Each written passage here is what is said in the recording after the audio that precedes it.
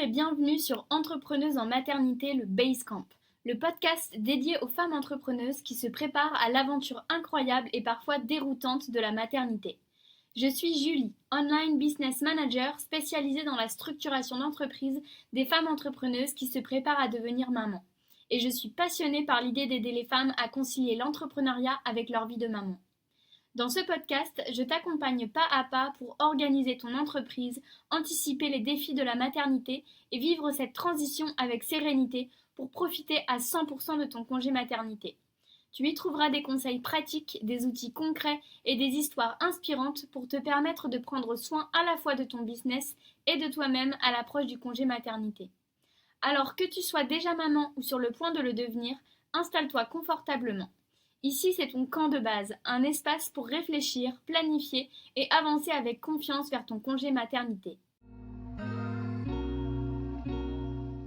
Bienvenue dans ce 3e épisode sur la gestion de ta communication pendant le congé maternité. Si tu nous rejoins pour la première fois, je t'invite à écouter les 2 épisodes précédents où on a parlé d'automatisation et de créer de manière un peu express ta création de contenu en prévision de ton congé maternité. Aujourd'hui, on va aborder une question qui va toucher un petit peu à l'identité même de ton entreprise, qui parle de ton authenticité. Comment déléguer sa communication pendant son congé maternité sans perdre son authenticité d'entreprise et son authenticité de marque. Pour beaucoup d'entrepreneuses, le fait de confier à quelqu'un d'autre sa communication, un peu sa voix d'entreprise, ça peut vraiment faire peur. Et pourtant, c'est une solution qui mérite d'être considérée pour maintenir sa communication, son engagement pendant son congé maternité, si t'as pas forcément le temps, la disponibilité avant ton congé maternité de pouvoir le préparer. On va se demander souvent, est-ce que cette personne, elle va réussir à capturer un petit peu mon identité, ce qui fait mon style, la façon dont je parle avec ma communauté. J'ai construit beaucoup de choses avant mon congé maternité et ça me fait un petit peu peur de pouvoir confier tout ça à quelqu'un d'externe à mon entreprise. Donc dans cet épisode, on va aller un peu enlever tous ces freins, tous ces blocages que tu peux avoir sur la délégation et je te donnerai les clés pour pouvoir déléguer plus efficacement ta communication à quelqu'un d'externe à ton entreprise sans pour autant perdre ta voix d'entreprise et ce qui fait ton style. On va voir ensemble comment choisir la bonne personne, comment l'intégrer à ton univers de marque, quels aspects de ta communication tu peux déléguer en priorité, et comment maintenir un peu une cohérence dans ta communication avant, pendant et après ton congé maternité. Mon objectif dans cet épisode, c'est que à la fin, tu vois que déléguer, ça peut vraiment être une solution efficace pour pouvoir maintenir ta communication pendant le temps de ton congé maternité. Ça peut te faire vraiment gagner des espaces-temps tout en maintenant ton engagement et l'engagement et le développement de ta communauté pendant ton congé maternité. On est parti. Donc avant qu'on plonge un peu dans les aspects pratiques de la délégation de sa communication, on va voir vraiment qu'est-ce que ça veut dire déléguer sa communication. Quels sont les véritables enjeux dans cette démarche de délégation pour toi et pour ton entreprise. Déjà, la délégation, ça touche à quelque chose, en tout cas la délégation dans ta communication, ça touche à quelque chose qui est vraiment très personnel et qui est vraiment propre à chaque entrepreneuse.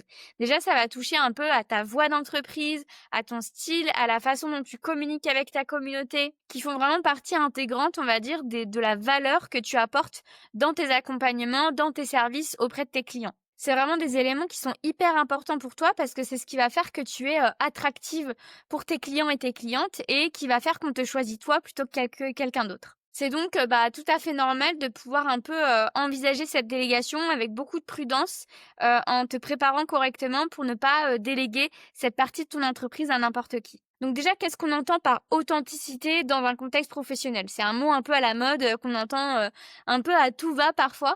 Donc j'ai envie qu'on prenne un peu le temps de voir qu'est-ce que ça veut vraiment dire l'authenticité dans un milieu, un contexte professionnel. Déjà, l'authenticité, c'est les différentes valeurs qui sont propres à ton entreprise et qui vont guider vraiment l'ensemble de ton positionnement, l'ensemble de ta stratégie d'entreprise. Ensuite, ça va être la cohérence entre ce que tu vas promettre dans ta communication et ce que tu vas vraiment délivrer dans tes accompagnements auprès de tes clients, dans tes accompagnements individuels ou collectifs. C'est aussi la façon dont tu es transparente avec ta communauté, tant dans tes succès que dans ce qui est considéré un peu comme des défis dans tout ce que tu traverses dans ton milieu et ton contexte professionnel. L'authenticité, c'est aussi pourquoi tu fais ce que tu fais. C'est vraiment le pourquoi de ton activité, pourquoi tu t'es lancé, qu'est-ce qui fait que tu te lèves tous les matins pour continuer d'accompagner tes clients. Et enfin, ton authenticité, c'est aussi, la façon dont tu es, perçu comme unique dans ton domaine d'expertise.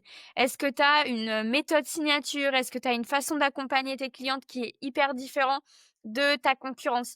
Tous ces éléments, ça va englober un petit peu ton authenticité professionnelle, au niveau de ta voix, de ta marque d'entreprise. Et cette authenticité, elle est hyper importante parce que c'est ce qui a contribué à faire en sorte que ta communauté, aujourd'hui, elle ait confiance en toi, que tes clients ont confiance en toi, que les gens te contactent, te démarchent pour pouvoir être accompagnés par toi, peu importe le domaine, d'expertise dans lequel, tu travailles. Donc l'enjeu, c'est pas juste de savoir, comment est-ce que tu peux, déléguer, l'ensemble de ta communication parce qu'il y a certains éléments, que tu pourras pas de toute façon déléguer, mais plutôt te poser la question de: «Comment je peux transmettre efficacement la façon dont je fais les choses dans mon entreprise?» Parfois, en tant qu'entrepreneur, on peut craindre un petit peu que, notre communauté se sente trompée, en fait, si on délègue cette partie de notre communication ou en tout cas, pendant son congé maternité. Mais franchement, au contraire, dis-toi que la plupart des personnes qui te suivent, si elles sont informées de manière transparente qu'il y a quelqu'un qui te remplace pendant ton congé maternité, voilà, sur les réseaux sociaux ou de manière générale dans ta communication, les personnes, elles vont être vraiment hyper compréhensives. De toute façon, sache que ta communauté, elle te suit, elle a confiance en toi et elle trouvera parfaitement, légitime que tu puisses déléguer cette partie, de l'organisation de ton entreprise à quelqu'un d'autre, le temps de ce congé maternité qui est une pause, hyper importante, dans ta vie, en tant que maman. Après, il faut savoir aussi qu'il y a différents types de délégations que tu peux imaginer, pour cette délégation de ta communication. Tu as la délégation technique qui va, comprendre tout ce qui est, planification, des posts sur tes réseaux sociaux, mise en forme de tes posts, ce qui concerne les aspects visuels. Ensuite, il y a tout ce qui est délégation de contenu. Donc ça va être tout ce qui va être, rédaction de tes contenus avec des directives claires sur le ton que tu veux employer, sur les arguments que tu veux, apporter dans tes différents posts et tes différents contenus. Il y a la délégation un peu d'interaction, où là, tu vas déléguer la réponse aux commentaires, la réponse aux messages privés, les différents engagements de la part de ta communauté et la délégation plus stratégique qui va être, tout ce qui concerne un peu les choix éditoriaux, les choix de thématiques à aborder en fonction de tes objectifs. Et donc tu peux vraiment décider de déléguer, en fait, l'ensemble de ces types de délégations autour de ta communication ou simplement certains éléments. Donc il faut vraiment que tu vois, cette délégation non pas comme, quelque chose où, soit je délègue rien, soit je délègue tout.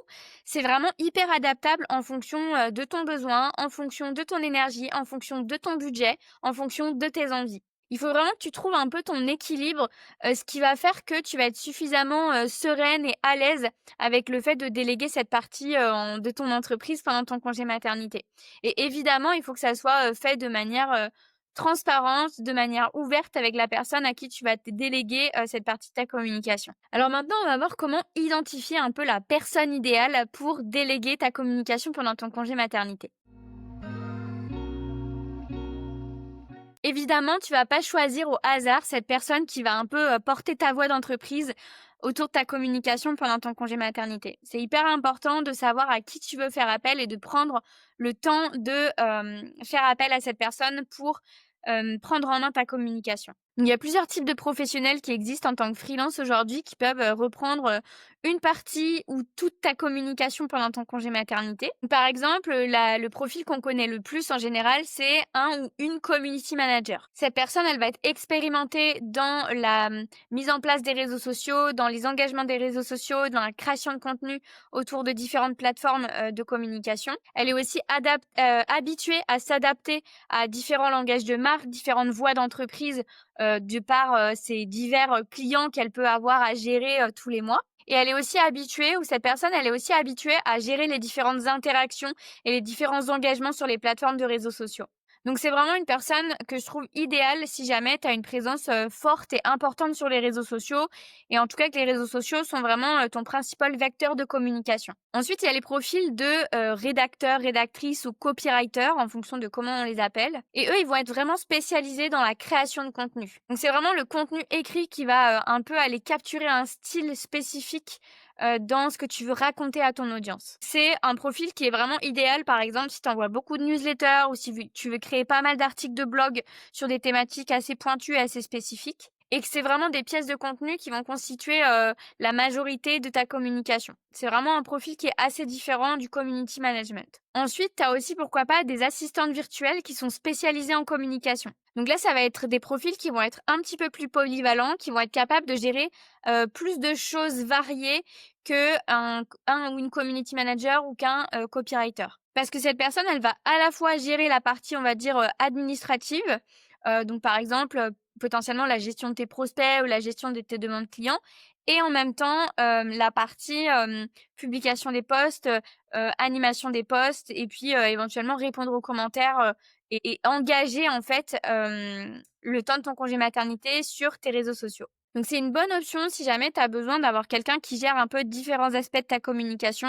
On va dire ta communication interne auprès de tes prospects et tes clients et ta communication externe au niveau de tes réseaux sociaux. Si tu as déjà des personnes qui travaillent avec toi, ça peut aussi être le bon moment pour déléguer plus de missions à ton collaborateur ou ta collaboratrice. C'est quelqu'un qui connaît déjà un petit peu ta voix, ton univers, ta marque, ton entreprise, et finalement qui aura une courbe d'apprentissage au niveau de la délégation de ces missions de communication qui va être moins importante que quelqu'un qui débarque dans ton entreprise juste pour ton congé maternité. Ou alors, ça peut être tout simplement un freelance. Si tu es dans un domaine d'expertise hyper pointu dans ton secteur d'activité, ça peut être un freelance en fait qui travaille dans le même domaine d'expertise que toi et qui sera à même de pouvoir créer du contenu sur ton domaine d'activité puisqu'il aura toutes les connaissances qu'il faut pour pouvoir communiquer à ta place pendant ton congé maternité. Donc ça, c'est vraiment charge à chacune en fait de voir en fonction de ses objectifs, de sa stratégie, de ses besoins et ses envies, quel type de profil en fait va lui convenir pour déléguer sa communication pendant son congé maternité. Donc vraiment, le profil que tu vas choisir, ça va vraiment dépendre de tes besoins en termes de communication, de ton budget évidemment, mais aussi du degré un peu de proximité que tu veux garder avec ton audience. Est-ce que tu veux quelqu'un voilà, qui passe une fois par semaine pour vérifier s'il n'y a pas des commentaires ou des messages privés? Est-ce que tu veux qu'il y ait quelqu'un tous les jours qui gère les commentaires et qui réponde vraiment tous les jours en moins de 2 ou 3 heures à tes commentaires ou à tes messages privés parce que tu es hyper engagé sur les réseaux sociaux? Ou est-ce que tu préfères quelqu'un qui va plutôt te créer du contenu, qui va se concentrer sur la rédaction et de déléguer en fait la création de ton contenu à un profil différent? Donc au-delà des compétences un peu professionnelles, pour ce rôle en fait de délégation de la communication, il y a d'autres qualités qui sont aussi importantes un peu pour, ce rôle de porte-parole, on va dire, pendant ton congé maternité. Déjà, il y a la capacité d'adaptation. Il faut, que tu trouves une personne qui soit capable un peu de s'imprégner de ton univers assez rapidement, de comprendre ton fonctionnement, de comprendre ton langage, la façon dont tu parles à ta communauté et qu'elle puisse vraiment s'approprier cette façon de faire. Ensuite, l'empathie et un peu l'intelligence émotionnelle en termes de communication, c'est pour moi des choses qui sont, hyper importantes pour vraiment, se mettre à ta place et pour, aller parler à ton audience et à ta communauté. Son empathie et son intelligence émotionnelle, c'est ce qui va lui permettre aussi de savoir, en fait, ce qui parle à ton audience, ce qui va vraiment résonner avec ton audience et de pouvoir, lui répondre, si tu as des personnes qui ont des questions pendant ton congé maternité autour de ton domaine d'activité, elle pourra, répondre à ces questions, grâce à ses recherches ou en se mettant un peu à la place de ta communauté. Ensuite, évidemment, une autre compétence que je trouve essentielle, c'est vraiment la confidentialité. C'est une personne qui aura accès à des éléments, un peu, ouais, confidentiels de ton entreprise, vraiment de l'intérieur de ton entreprise. Donc c'est vraiment très important que, tu puisses, avoir confiance en cette personne et en son respect de la confidentialité des informations que tu lui partageras. Ensuite, l'autonomie, c'est une autre compétence que je trouve essentielle dans une délégation, d'autant plus que tu ne seras pas présente pendant ton congé maternité. Donc tu dois pouvoir compter sur elle pour être autonome dans, la création de ses contenus, dans la planification des posts, dans la réponse aux commentaires, sans que tu sois à faire la baby-sitter derrière, cette personne pour savoir si elle a bien fait son travail. Parce que toi, tu seras concentré sur ton bébé et justement, tu fais appel à cette personne pour pouvoir déléguer cette partie, justement pour que ça puisse te soulager pendant ton congé maternité. Ensuite, la curiosité, l'ouverture d'esprit, c'est pour moi, des compétences qui sont aussi hyper importantes, notamment en termes de délégation de communication.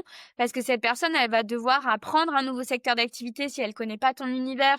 Elle va devoir faire preuve de curiosité pour aller chercher des informations par elle-même, vraiment pour, s'adapter et s'imprégner encore une fois de ton univers de marque et de la façon dont tu parles à ta communauté. Et évidemment, le respect de ton identité parce que l'objectif de cette personne, ça va être d'aller, se fondre un petit peu dans, ta voix d'entreprise, dans ce qui fait, que tu es, reconnu pour ton expertise et vraiment de s'adapter à ta façon de parler plutôt que d'imposer sa façon à elle de communiquer. Donc parfois ces qualités un peu humaines, elles sont pas toujours évidentes à, reconnaître dans un profil, mais c'est hyper important d'essayer d'aller les chercher, en fait, quand tu seras en processus de recrutement, parce qu'elles sont tout aussi importantes que les compétences professionnelles qu'on a vues un petit peu plus haut. Donc pour pouvoir identifier un peu cette personne idéale, je te propose de suivre un peu un process en 4 étapes. La première étape, c'est de venir définir précisément quels sont tes besoins en termes de délégation de ta communication. Déjà, de définir quels sont les canaux qui devront être gérés pendant ton absence. Par exemple, si tu es sur plein de canaux de communication, bah, est-ce que tu vas vouloir être vraiment présente sur, par exemple, tes 4 canaux de communication ou est-ce que 2 canaux de communication vont suffire? Quelle fréquence et quel volume de contenu tu vas avoir? Est-ce que tu veux que cette personne, elle te crée du contenu, 3 fois par semaine ou plutôt 2 fois par mois? Est-ce que tu veux qu'elle passe, tous les jours pour répondre aux commentaires ou une fois par semaine, ça suffira? Faut vraiment que tu puisses évaluer un petit peu ton besoin en termes de communication pendant ton congé maternité. Quels sont les types d'interactions que tu peux avoir avec ta communauté? Est-ce que c'est plutôt la réponse aux commentaires? Est-ce que c'est plutôt la réponse aux messages privés? Est-ce que tu veux qu'elle fournisse des informations complémentaires quand ta communauté a une question? C'est vraiment de définir à quel point tu veux que la personne à qui tu vas déléguer cette communication, elle s'engage dans les informations qu'elle va partager auprès de ta communauté. Ensuite, évidemment, et j'aurais dû en parler en premier, ça va être vraiment quels sont tes objectifs de communication pendant ton congé maternité. Est-ce que tu veux continuer à vendre pendant ton congé maternité des accompagnements, des produits, etc. Auquel cas, tu n'auras pas du tout la même stratégie que si tu veux juste continuer d'avoir en fait un engagement avec ta communauté, ne pas la laisser tomber, mais pas forcément vendre ou booker des accompagnements pendant ton congé maternité. Tu auras pas forcément le même degré de présence sur tes réseaux sociaux en fonction de ton objectif. Ensuite, l'étape numéro 2, ça va être d'aller faire un peu une recherche ciblée du ou des profils que tu souhaites recruter pendant ton congé maternité. Déjà, je t'invite à aller sonder un petit peu ton réseau actuel professionnel. Donc des collaborateurs, des collègues, des anciens clients, des anciens collègues d'entreprise, et cetera, pour aller leur demander si, ils n'ont pas déjà travaillé avec quelqu'un, dans la communication avec qui ça s'est bien passé. Parce que souvent, en fait, le bouche à oreille de personnes qu'on connaît déjà, c'est ce qui fonctionne le mieux. Ensuite, tu peux aussi aller demander à, des consoeurs, des confrères dans ton domaine d'activité, qui font vraiment qui sont dans le même domaine d'expertise que toi, si, ils travaillent ou s'ils ont travaillé avec des profils, avec qui ça s'est bien passé et qui peuvent te recommander. Ensuite, tu as des plateformes spécialisées, notamment comme Malte, ou Collective Work, je crois que ça s'appelle, où tu peux trouver des freelances spécialisés assez facilement. Donc là, ça va vraiment être une banque un peu de freelance dans un domaine d'expertise où tu vas taper un peu l'intitulé du métier. Et donc là, il va falloir que tu tries un petit peu avec les différentes fiches, mais ça peut être un bon moyen, si jamais tu as pas trouvé par recommandation de ton réseau avant, d'aller un peu sélectionner des profils qui pourraient t'intéresser. Et ensuite, tu peux aussi aller sur les réseaux sociaux type LinkedIn, Instagram, peu importe, pour aller chercher en fait des profils qui pourraient être intéressants dans la délégation de ta communication et que tu pourras contacter en direct. Ensuite, l'étape numéro 3, c'est l'étape des entretiens. Donc là, tu auras créé déjà une fiche, finalement, tu auras déjà, un peu mis en place tout ton parcours de, recrutement, si j'ai envie de dire, de ton profil de délégation, pour ta communication. Et donc là, il va falloir pendant les entretiens que tu puisses aller poser des questions, pour aller, bien t'assurer que la personne, elle a bien compris ton identité de marque et la façon dont tu vas parler de ton entreprise auprès de ta communauté. Tu vas leur poser des questions pour savoir exactement comment est-ce qu'ils font aujourd'hui pour s'adapter à une voie d'entreprise différente d'un client à un autre. Tu vas pourquoi pas pouvoir, leur, proposer différents types de scénarios pour voir un petit peu comment est-ce qu'ils peuvent s'adapter à différentes situations, plus ou moins urgentes pour gérer ta communication pendant que toi tu n'es pas là. Et tu peux évidemment leur demander, leur expérience, d'avoir des exemples, de ce qu'ils ont fait chez d'autres clients pour vraiment te rendre un petit peu compte, de la façon dont ils travaillent. Et ensuite, la quatrième étape, c'est ce que j'appelle souvent un peu un projet test. Là, tu vas partir sur 3 mois. Donc, ce que j'aime bien faire, moi, en général, c'est de leur demander un peu un projet test sur 1 ou 2 semaines, quand j'ai le temps, en tout cas, devant moi, pour leur demander de déjà travailler sur un petit projet pour me permettre de me projeter avant de m'engager, complètement sur une délégation totale ou une délégation pendant, 3 mois. Par exemple, de rédiger, tant de posts sur une thématique ou, un article de blog sur une thématique. Évidemment rémunéré, mais ça va te permettre de voir un petit peu déjà sans t'engager, complètement, aujourd'hui sur 3 mois, de voir la façon dont tu travailles, de voir leur style d'écriture et voir si, ça pourrait te plaire sur sur la continuité, en fait, de ton congé maternité et est-ce que tu te sens suffisamment en confiance? Ça va te permettre un peu d'évaluer un petit peu le résultat qu'ils vont te fournir, mais aussi la façon dont ils gèrent le feedback, la façon dont ils gèrent, un petit peu l'urgence de la demande, pour voir comment est-ce qu'ils vont travailler aussi sur le long terme, finalement. Donc c'est un processus qui peut sembler un peu, exigeant, un peu hyper, carré, mais c'est vraiment en fait de fonctionner par étapes. C'est ce qui va te permettre aussi d'être clair dans ta tête sur ce que tu cherches, quel type de profil tu cherches, d'aller d'abord demander des recommandations, de préparer tes entretiens, d'aller faire un petit projet test que tu auras anticipé aussi évidemment en fonction de tes besoins pour ne pas sauter dans le bain en fait sans brassard si tu veux, mais de t'assurer, que tu aies fait ton maximum pour trouver, le profil idéal. Et je dis pas que trouver le profil idéal, c'est facile, c'est vraiment pas quelque chose qui est simple, mais c'est important que tu y consacres du temps parce que tu vas vraiment déléguer, la face visible de ton entreprise du grand public pendant ton congé maternité. Donc c'est vraiment important que tu puisses prendre le temps de bien faire les choses. Et au-delà des critères un peu, objectifs dont on a parlé, il faut vraiment que tu fasses confiance à ton ressenti, pendant les échanges, les entretiens que tu auras avec ces personnes. Cette personne, en fait, elle va être un peu, ton extension là de bras de communication pendant une période qui est hyper importante pour toi, une période où tu es plus ou moins vulnérable. Donc c'est vraiment important que tu puisses, être en confiance, en fait, avec cette personne et avoir un bon feeling avec la personne qui prendra, bah, ces clés, à qui tu vas confier les clés de ta communication. Et il faut que tu te poses peut-être, certaines questions. Par exemple, est-ce que tu te sens, suffisamment à l'aise avec cette personne pour lui partager tous tes ressentis, tes idées, sans avoir peur que, voilà, elle soit vexée ou quoi que ce soit? Est-ce que tu as confiance suffisamment dans son jugement, dans sa discrétion, dans sa confidentialité, d'après ce que tu as perçu d'elle? Est-ce que sa personnalité, ses valeurs, elles semblent, bah, adaptées à toi, ce qui te représente, en fait, dans ton entreprise? Et est-ce que tu ressens une connexion un peu naturelle dans votre communication? Est-ce que vous parlez un peu de la même façon? Vous avez la même façon de voir les choses, voilà, auprès de l'engagement que, tu peux avoir, toi, auprès de ta communauté comme elle, elle peut avoir, auprès de ses clients? De vraiment faire confiance un peu à ton instinct, en fait, quand tu, recrutes une personne. Le choix de cette bonne personne, en fait, pour la délégation de ta communication, c'est vraiment hyper important. Ça peut te sembler un peu long, dans ce processus de recrutement, mais vraiment, je t'invite, quand tu le peux, à prendre le temps, en fait, de, choisir cette personne, plusieurs mois avant ton congé maternité, même si, tu vas, démarrer, juste au moment de ton congé maternité, pour que tu puisses vraiment, faire un choix en conscience et avec, en ayant pris du recul, en ayant vu plusieurs personnes, en ayant vraiment réfléchi à la façon dont tu veux déléguer les choses. Et une fois que tu auras choisi, trouvé cette personne, à ce moment-là, tu pourras passer à la partie un peu transmission de ton univers de marque en vue de ton congé maternité. Ensuite, la troisième étape, c'est que tu peux un peu créer une bible de marque. Moi, souvent, j'appelle ça bible d'entreprise avec tous mes process d'entreprise.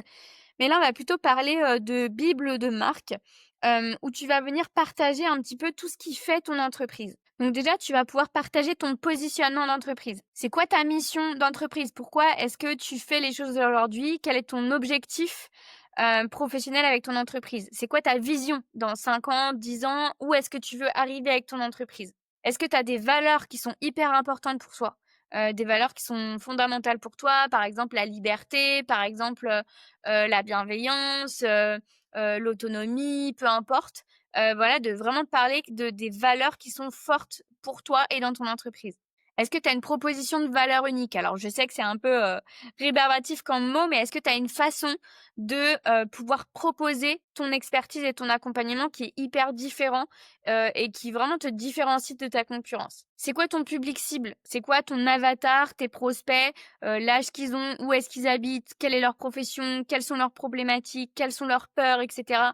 Donne le plus de détails possible pour que ton interlocuteur en face comprenne vraiment qui sont tes prospects, ta communauté. Ensuite, tu vas y intégrer un peu ton identité verbale, ta voix de marque, si j'ai envie de dire. Donc, par exemple, des mots, des expressions que tu utilises régulièrement dans tes communications. Est-ce que tu as des expressions ou des termes que tu veux absolument éviter dans ta communication parce que ça va avoir une résonance particulière chez ton audience, ça va créer des peurs ou ça va créer de la tension, peu importe en fonction de ton domaine d'activité? Est-ce qu'il y a des mots que tu veux vraiment pas utiliser? Est-ce que tu veux être plutôt formel ou informel? Est-ce que tu veux utiliser le tutoiement, le vouvoiement dans ta communication?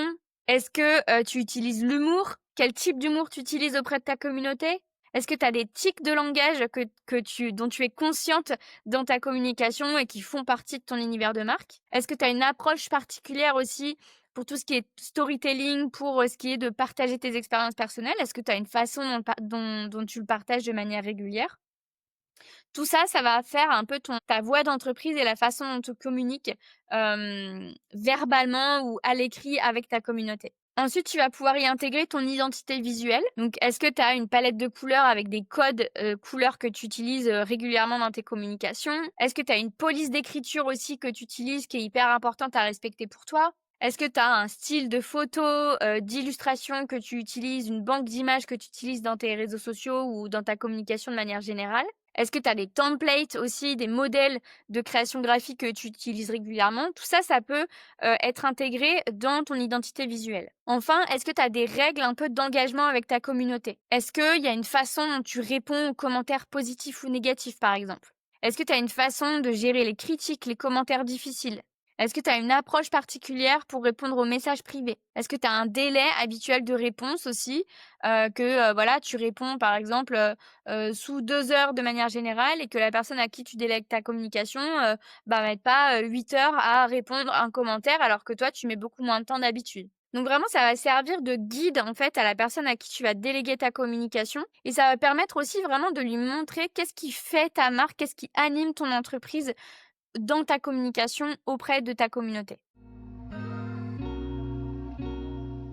Ensuite, une fois que tu as créé ta bible de marque un petit peu, la prochaine étape, ça va être vraiment de venir former la personne qui va te remplacer, qui va reprendre en main ta communication pendant ton congé maternité. Ça va pas juste être une transmission en fait d'informations en lui disant voici ce que tu dois faire maintenant, débrouille-toi. Ça va vraiment être un processus d'immersion dans ton univers.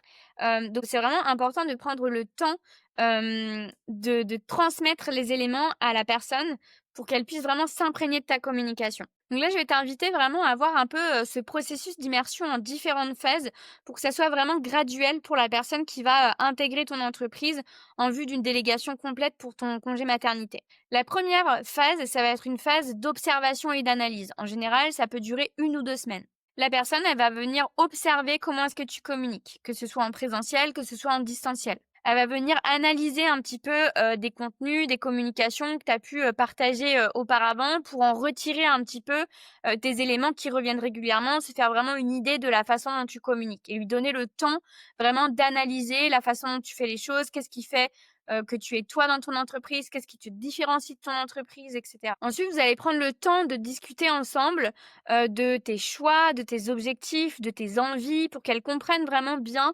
dans un temps donné, au-delà de l'entretien, ce que tu lui auras dit dans l'entretien, de comprendre en fait ce dont tu as besoin et ce que tu as envie de sa part pendant ton congé maternité. Et ensuite, cette personne à qui tu vas déléguer ta communication, elle va pouvoir commencer à documenter un peu ce qu'elle voit, ce qu'elle a perçu de ton style, les remarques qu'elle peut avoir, les questions qu'elle peut avoir. Ça va vraiment être une phase d'observation et d'analyse de sa part. Ensuite, la deuxième étape, ça va être un peu l'étape de création supervisée qui peut durer 2 à 3 semaines. Donc là, tu vas demander à la personne de créer un peu des brouillons de contenu que tu vas venir réviser, que tu vas venir regarder. Vous travaillez ensemble, toutes les deux, sur des ajustements nécessaires en fonction des retours que tu lui auras fait. Et progressivement, dans ces 2-3 semaines, elle va prendre en charge la création en autonomie de premiers contenus relativement simples. Et sur ces contenus, tu vas évidemment lui fournir un peu un feedback complet, constructif, qui va lui permettre d'améliorer la façon dont elle va faire les choses. Et enfin, la troisième étape, ça va être vraiment la phase un peu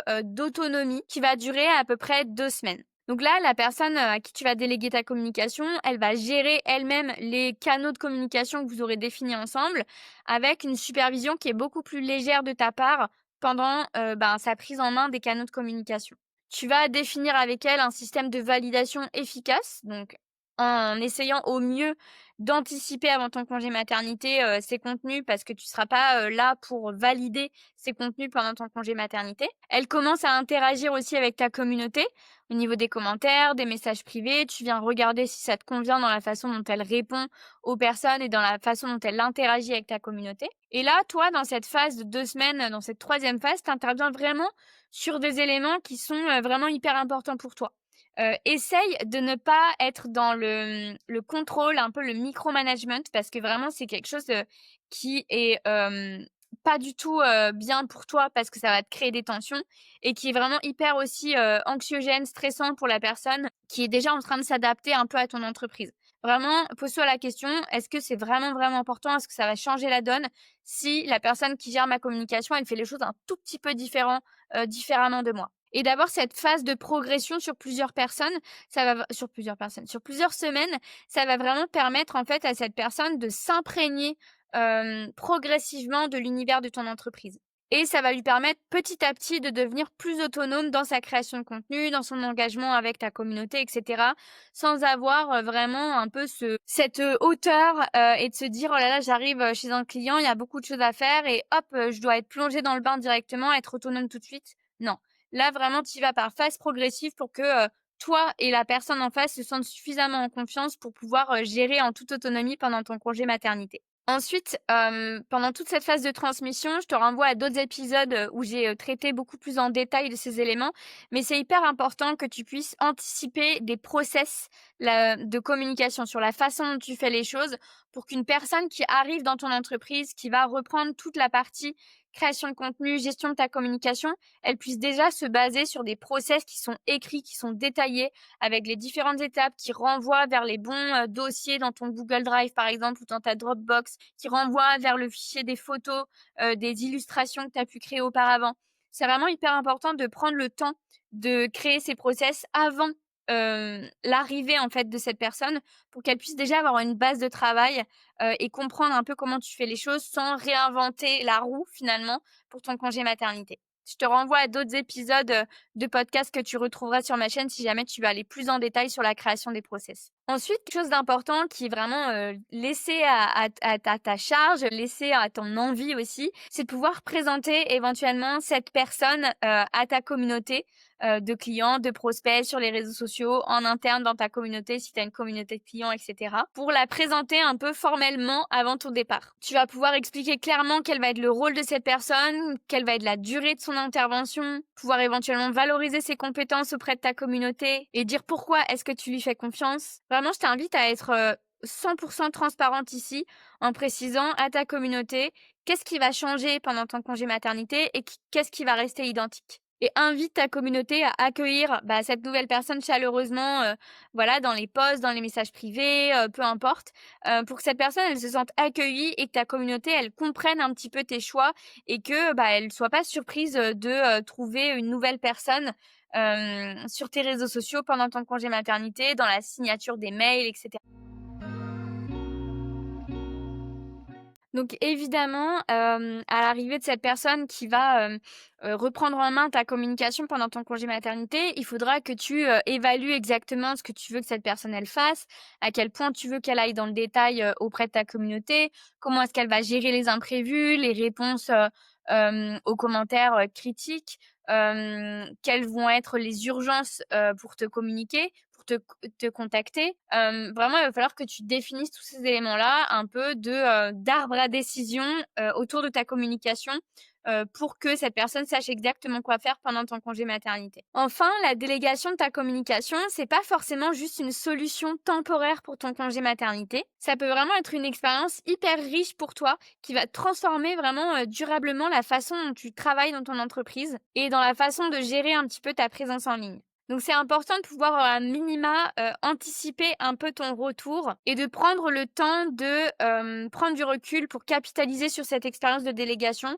qui est peut-être ta première expérience de délégation que tu fais, pour savoir un petit peu, quelles sont les leçons que tu vas tirer et quelles qu'est-ce que tu vas avoir appris de cette expérience de délégation et où est-ce que tu veux aller pour la suite. Donc là, tu peux envisager, par exemple, une phase un petit peu de transition où tu vas revenir tranquillement après ton congé maternité avec une phase d'observation et d'analyse où finalement, c'est la phase inversée que quand tu as accueilli cette personne dans ton entreprise, où là, ça va être toi qui va venir observer, analyser un petit peu ce qui s'est passé pendant ton congé maternité, où tu vas ensuite venir collaborer un petit peu côte à côte avec cette personne pour reprendre un petit peu la main sur certains contenus, commencer à réécrire certains éléments, prendre progressivement des responsabilités et éventuellement revoir un petit peu la répartition des charges et des missions avec cette nouvelle personne à ton retour de congé maternité. Tu peux aussi anticiper la communication sur ton retour en communiquant progressivement auprès de ta communauté sur le fait que tu reviens de congé maternité, mais que tu reprends petit à petit les échanges en direct, de remercier publiquement la personne qui t'a remplacé pendant ton congé maternité, de partager pourquoi pas si tu te sens à l'aise la façon dont ça s'est passé pour toi pendant ton congé maternité et ce que ça t'a permis peut-être de comprendre des nouvelles réflexions, des nouvelles idées que tu as pu avoir et éventuellement de pouvoir clarifier aussi des communications différentes que tu veux faire dans le futur pour ton entreprise. Et évidemment, c'est important de prendre un temps avec cette personne pour débriefer de ce qui s'est passé pendant le congé maternité, comment ça s'est passé pour elle, comment ça s'est passé pour toi, est-ce qu'il y a eu des choses difficiles, est-ce qu'elle a remarqué des choses que toi, tu n'aurais pas remarqué avant de partir pendant ton congé maternité, et comment est-ce que vous voulez faire par la suite. Est-ce que tu veux maintenir finalement une présence minime de sa part dans ta communication? Est-ce que tu veux continuer de déléguer 100% ta communication? Est-ce que tu veux que votre collaboration s'arrête là pour le moment? Il faut vraiment que vous puissiez prendre un temps pour échanger ensemble sur la suite des événements, tant pour toi que pour elle. Donc on arrive au terme un petit peu de cet épisode. J'espère que c'est vraiment un épisode qui a été utile pour toi si tu envisages de déléguer ta communication ou tout autre élément important de ton entreprise en vue de ton congé maternité. J'espère que ça t'a vraiment permis de te donner des clés, différentes étapes à suivre pour anticiper au mieux cette transition, ce recrutement et que tu sois le plus sereine possible. Et souviens-toi que vraiment déléguer cette communication, c'est te permettre d'avoir davantage de temps avec ton bébé pendant cette période qui est vraiment tellement courte et tellement importante en tant que maman parce que ton bébé il sera jamais plus aussi petit que ce qu'il est aujourd'hui. Et rappelle-toi aussi que ça peut vraiment, cette expérience de la délégation pendant ton congé maternité, ça peut vraiment transformer la façon dont tu travailles dans ton entreprise, transformer ton rapport voilà, à la collaboration dans ton entreprise et ça peut être une expérience hyper enrichissante et qui va te permettre de te développer et de vraiment avoir une croissance pour la suite. Dans notre prochain épisode, on va voir comment transformer un peu cette période du congé maternité en véritable opportunité pour ton entreprise en continuant de fidéliser et d'accompagner tes clients pendant ton absence. On verra comment continuer de garder des relations solides avec tes clients pendant ton congé maternité et comment continuer aussi à développer des connexions avec tes prospects même pendant ton absence. D'ici là, je t'invite à déjà commencer un petit peu ta réflexion sur la délégation de ta communication et voir par quelles étapes tu peux déjà commencer. Et moi, je te dis à très vite dans un nouvel épisode.